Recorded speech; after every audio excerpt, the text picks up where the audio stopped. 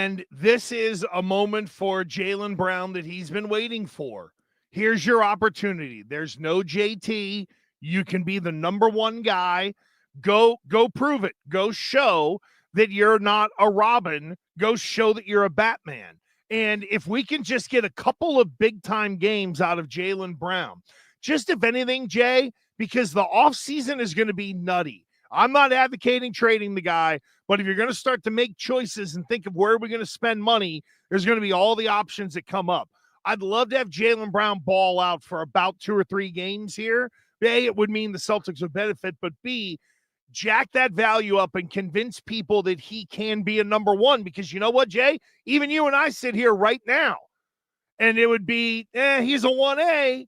He's not a Tatum.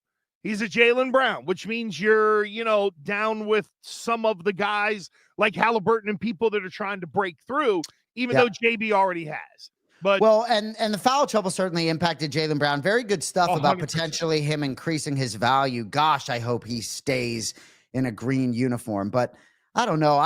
Even if the Celtics find a way to squeak out a victory in Game 5, which I love the Knicks in Game 5, I think if the Celtics go back to New York, they get absolutely fucking pounded in Game 6. I'm telling you, it ain't happening. My focus is on Jason Tatum's recovery.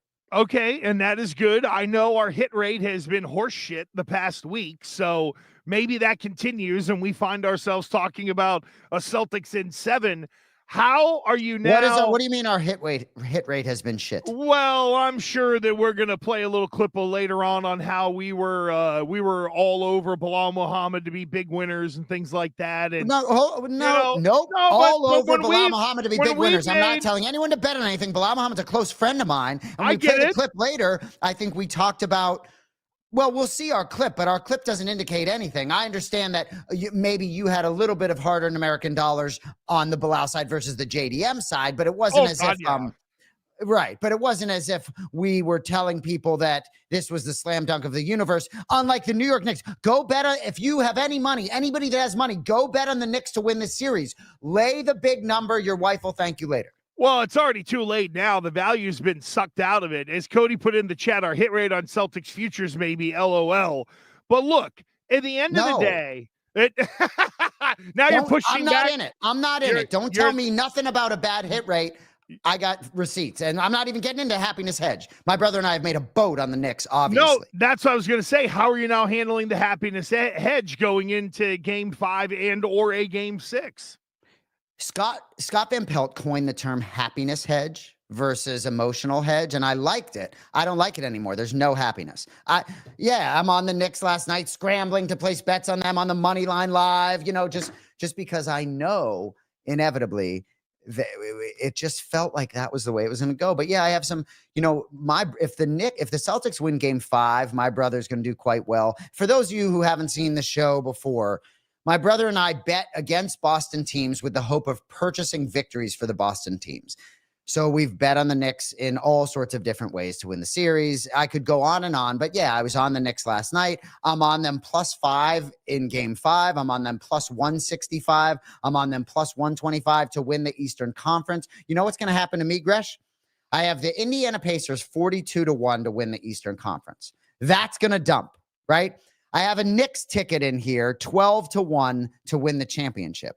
That's going to dump, right? So the Knicks are going to get to the finals and probably lose. So I won't hit my money. But yeah, are the Knicks going to win the championship? I mean, Bostonians can't be thrilled today.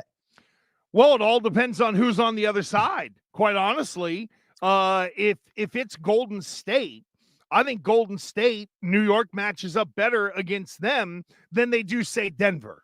So it really, who's coming through on the West? Because I'm with you. I think it's going to be Indiana and New York in an Eastern Conference Finals. And then, which matchup do we get? Do we get the old guys in Denver and Golden State? Or do we get the youngs with SGA and Ant-Man pushing through with Oklahoma City and Minnesota? Ant-Man appears to be the one guy this postseason who has the ability to drag his team around further than they should go.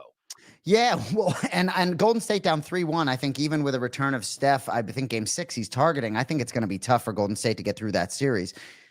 But gosh, I mean, the fact that we're even talking about this, but I think the Knicks, I mean, I said this earlier, I think the Knicks are a much better team on Tuesday, May 13th than they were a few weeks ago. I don't look at them the way I looked at them even a week ago. I absolutely, dare I say, love the roster. And I think Tom Thibodeau, as a defensive coach, I think he's done miraculous things. I mean, there's not been a lot of room for the Celtics to operate down the stretch of those games. And when you have a guy like Jalen Brunson leading in that fashion, I mean, every time the ball leaves his hand, it just doesn't feel great as a Celtics fan. And the Celtics, even when they're shooting well, it's all 3-point shots. So inevitably, the law of averages, they ain't all going to go in. And you got to give Leon Rose, the guy who's running the Knicks, credit. He was an agent, and I thought, oh, here's just some, a-hole that knows Jimmy Dolan, another a-hole. But he's done a good job, and you look at all the picks they give up from Mikal Bridges, and you could argue that if you're going to move away from, say, the superstars in the series, if you take out Brunson and you take out Tatum, who's been one of the more impressive guys in this series, it's been Bridges. So those draft picks look like they were worthwhile capital to give up to find a guy that has clearly been what I thought Porzingis would be in beating New York is what Bridges has been in beating Boston.